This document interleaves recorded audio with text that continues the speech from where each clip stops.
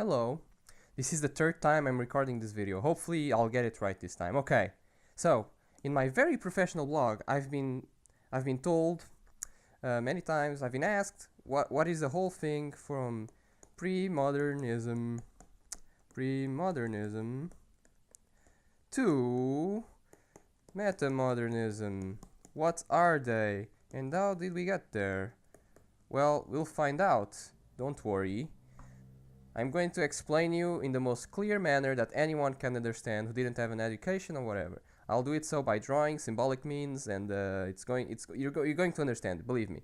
Now, it's impossible to get into everything because each category is like subdivided into so many other movements. This is because it's what they are. They are movements, but they're subdivided into like romanticism. It's just so much more. There's no way to cover it all. So this is not even going to be like the layman terms. This is going to be lay baby terms. Hopefully, at least you'll have when someone talks about it, you just kind of have an idea. That's the whole point. Okay, so first comes pre-modernism, and it's represented by a little dot. And why is it Why is it a little dot? Because a little dot symbolizes one truth. There was a singular truth, and what was that truth? It was God.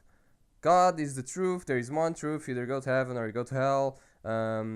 Art was about reproducing light and the natural, the most in the best possible way. And by that I mean trying to make it as realistic as possible, whatever that means for the artist. And that's kind of what modernism was about. Like pre-modernism, because the Gothic, for example, stemmed from pre-modernism, as in the belief in God, and they said God is light, and everything was made in the in that style. I mean, according to that thought, that's why the Gothic cathedrals are so high. They're trying to reach God, and that's why they have those glasses, just to color the light that comes in, because God is divine. So that was one sub-movement of pre-modernism. There's so much more, it's impossible to get into it, especially since all of these movements are not just about art. They expand to philosophy, which then expands to society, and then it contaminates everything. Science, it contaminates literature, it contaminates everything. Even social psychosis, I'd say. So that's pre-modernism. So what is modernism? How can modernism be defined in lay baby terms? Well, if there was one singular truth in pre-modernism, then in the late 19th century and early 20th century, not only was secular thinking becoming popular, like not believing in God, but inventions like the photography came about, and now there's no much point in trying to make everything super realistic, is there? So in art and in everything, we tried, instead for believing in one truth, searching for all the truths that exist. We tried to expanding as much as possible. Man was now at the center. There was no belief that God was everything. Man was everything, and man has to explore everything in every way for as far as it can go. That's the point of modernism, and so much of what we know nowadays came from it. Like the way that people thought was just, we need to explore every corner, whether in science, whether in art, whether in literature, whether in psychology, anything that this was just like the conscience of the time. It was a time of innovation. It was a time of showing that what humans could really do, and pretty much we owe so much to this time. But so what can come after modernism? Well, what is postmodernism? Postmodernism it's the movement that is the contrary to modernism. It kind of tries to do the opposite. But if modernism was about to explore everything, then what can postmodernism do? Well, postmodernism is a kind of a realization that we cannot fucking explore everything. We're gonna die eventually at one point, and there's also the humanity as a whole is gonna extinguish someday. There's no way there's gonna ever be enough time to absorb the infinite information of the universe or whatnot.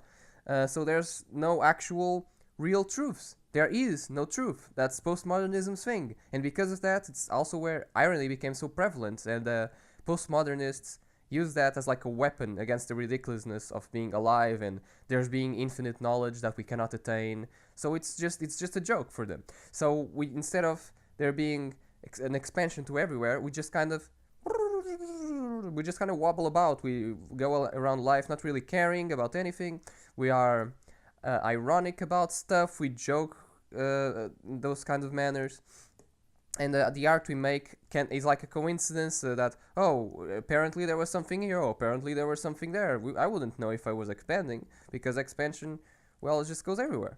But it's if there is any genuine creativity in postmodernism, it's either because it was ironic, or it's just like by accident. In these many ways that we carved, apparently someone found something that was really good. Okay, that's postmodernism. It's kind of old. So many people are talking about it now, but it's old actually. And to the point that in the let's say in the 90s or late 80s, something else came out. But it's important to note that there is a saying that is kind of like, if people say that they understand postmodernism, then they are full of shit, because everyone kind of disagrees what postmodernism even is. Well, the next one, people disagree if it even exists, but since it's like a movement that was described and whatever, I'm gonna document it everywhere. At the time, it was called postmodernism, but people realized it was a fucking retarded, horrible title, so they called it the New Sincerity. The New Sincerity, which is all about going back to modernism. Now, what's the point? We already know that there are no truths. Yeah, well, yeah, but by the time the New Sincerity came out, there were so many more things now. There's so much more tools, so much more mediums to make stuff out of. So what happens here is to define New Sincerity, we simply do the same thing we did with modernism, except this time we go in all the directions we couldn't go before, like that we didn't even know that they existed. But it's still infinite. It's just that we can't help ourselves but to explore. We know that there's no way that we'll ever know everything, but if we would feel bad about ourselves if we didn't just explore everything that we possibly can at the moment. It's never going to be all black, as in to say every corner is filled. We know everything. We know we have expressed everything. We have found everything. We did all kinds of art, all kinds of psychology. We have done all kinds of science. No, that's impossible. But there's a need to do and a want to do the most as possible with what we have. And that's the New Sincerity. It's like coming back to modernism and doing it again with the tools we have now. But so what can come after? It seems like everything was done, and it seems like these two can go on a loop forever, right? It seems like, but then we realized we don't know anything ever again, and we just become super postmodernist, whatever. No, then that's why the current one, Meta-Modernism, I'm speaking loosely here and use everything blunt, so take it with a salt, with a very salt. Meta-Modernism is all about, there's a keyword for this, it's all about oscillation. This is the most important thing about Meta-Modernism. So the Meta-Modernist manifesto says, oh, we as a kids, we all watched stuff like South Park, and I don't even know why there's a manifesto, but essentially says that the stuff we watched, the stuff we consumed, was all very ironic, very tongue-in-cheek, and just very meta, and essentially, we became ironic as our default mode. We became ironic before we became sincere, and that was our shell, that was our weapon, is just being ironic, and we may miss, we miss the actual part of exploring without really questioning, just finding our own truths.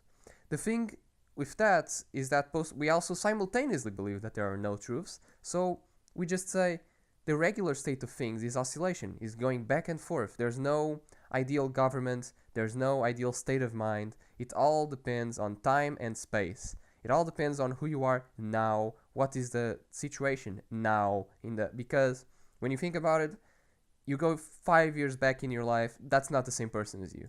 So Meta-Modernism, if it were to be represented, is by combining the sensibilities of postmodernism and the New Sincerity, it will be represented by, okay, so you're expanding and then you're expanding and then expand again. Then expand again. Then then expand again. Mix between order and chaos. That's the way I represent meta-modernism as. And I believe out of all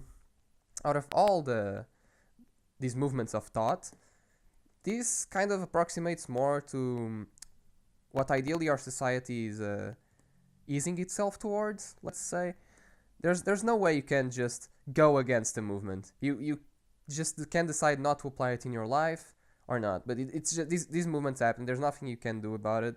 This to in fact kind of postmodernism also. No one talks about this on a daily basis, obviously, because it's all very it's all very intuitive. We just don't kind of think about it. And that's the whole thing. You don't need any of this. You don't need to know it. If you are here, it's either because you're not very confident, or because you had like art history, or you had philosophy or something.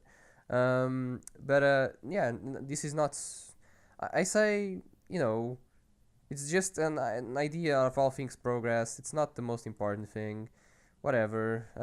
This is useless. You don't need to know this. You don't really need any of this, honestly. It's just garbage. I mean, you don't need to worry about this. You can live your life without be thinking about these movements all the time. This is just like an alien coming to Earth and trying to analyze us and whatever. Oh look, I'm becoming a postmodernist. I'm spreading postmodernism all over this page. Oh shit. I can see myself going to the internet right now and typing H3. Oh no, I am the ironic man. I am the ironic man. I am the ironic man. I am the ironic man. I am the ironic man. I am the ironic man. I am the ironic man. I am the ironic man. I am the ironic man. I am the ironic man. I am the ironic man.